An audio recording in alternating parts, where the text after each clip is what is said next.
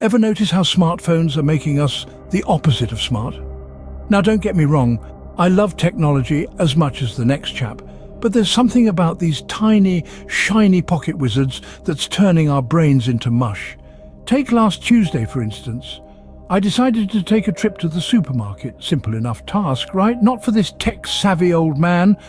No, I had to use my smartphone's GPS to get there. I mean, why rely on my own memory when I have this marvelous gadget, right? So I punch in the address and off I go, following the soothing robotic voice of my GPS. Left here, right there, straight on at the roundabout, you get the picture. All's well and good until I start noticing an awful lot of greenery around me. Now, last I checked, supermarkets didn't have fields of grass in their bakery section, but I press on, trusting in the wisdom of my not-so-smartphone. And then it happened. My car comes to a halt, and my GPS proudly announces, "You have arrived at your destination." I look around, and to my surprise, there's not a supermarket in sight. Instead, I find myself in a field, face to face with a rather perplexed cow. I swear, the cow took one look at me and started laughing. I could see it in her eyes. She was thinking, just another human fooled by their smartphone. And there I was, in my car, in the middle of a cow field, with my GPS still cheerfully telling me I was at the supermarket. I mean, I guess I could have picked up some fresh milk while I was there, but that wasn't exactly what I had in mind when I set off to the supermarket. And the worst part? The cow didn't even offer to give me directions. Some help she was. So there I was, with a cow mooing at me like I was the one in the wrong place. Now let's talk about coffee, or as I like to call it, legalized addiction. Yes, my friends, we are all under the spell of those aromatic beans, and let me tell you, it's no accident. You see, there's a grand conspiracy brewing, pun entirely intended. Picture this, a secret cabal of coffee tycoons sitting in a darkened room filled with the scent of fresh espresso. Their master plan, to keep the world in a constant state of caffeinated dependency. Sounds ludicrous? Well, isn't that just what they want you to think? They've got us all, haven't they? From the bleary-eyed office worker clutching their morning latte like a lifeline, to the hipster sipping meticulously brewed artisanal coffee from some obscure corner of the globe. We're all dancing to the... Oh, I've tried. Swapped coffee for herbal tea. Even tried one of those fancy green smoothies once. But let's be honest. Nothing can replicate that warm, comforting hug that a cup of coffee provides. I mean, have you ever tried to start your day with chamomile tea? It's like trying to jumpstart a car with a potato. And so, after several failed attempts, I found myself back in the clutches of the coffee overlords. I could almost hear their sinister laughter as I took that first sip of my morning cappuccino. We've got him now, they probably thought.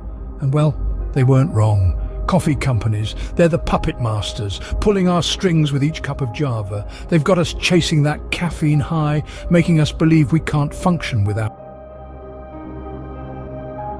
to be their caffeine-addled marionettes. So the next time you're standing in line for your coffee fix, remember you're not just buying a beverage.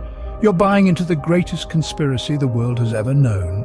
But hey, as conspiracies go, at least this one comes with a delicious frothy topping.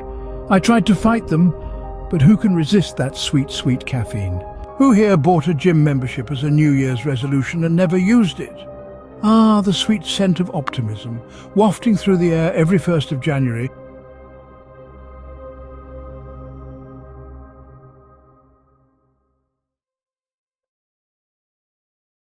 It was the first day of a brand new year full of promise and potential. I, like many of you, thought, this is it. This is the year I become the chiseled Greek god.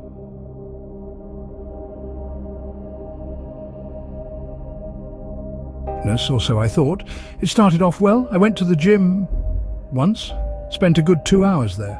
1 hour admiring the equipment, 30 minutes wondering how to use it, and the remaining 30 minutes in the juice bar. I mean, have you tried those protein shakes?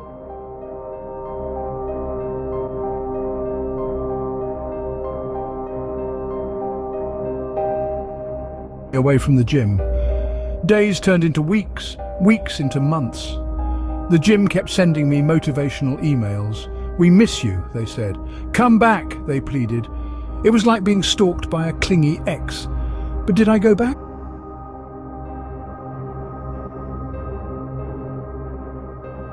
Use for my gym membership card. It was a frosty winter morning.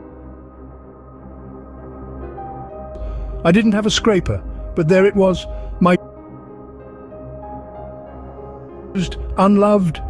I took it out and with a few swift moves cleared my windshield. It was perfect. It was the most exercise that gym memberships and the dreams they hold. May they continue to help us scrape ice off windshields and open locked doors. I found that my gym membership card is it's gotten all year.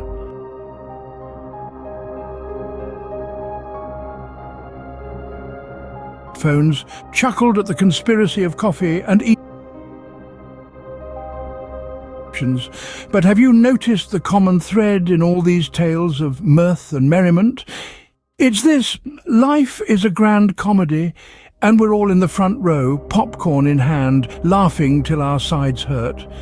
The smartphone that auto-corrects "I'm coming home" to "I'm combing gnome" isn't just a device with a wicked sense of humour. It's a reminder that even in our most frustrating moments, there's a laugh hiding in there somewhere.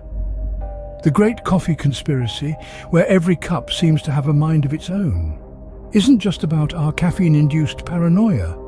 It's a nudge to find humour in the mundane, to chuckle at the conspiracy theories we all secretly.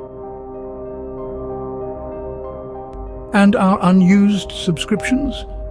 Well, they're not just digital cobwebs gathering in the corners of our bank accounts. They're testament to our shared human trait of optimism, the belief that we'll find time to learn Mandarin, bake sourdough.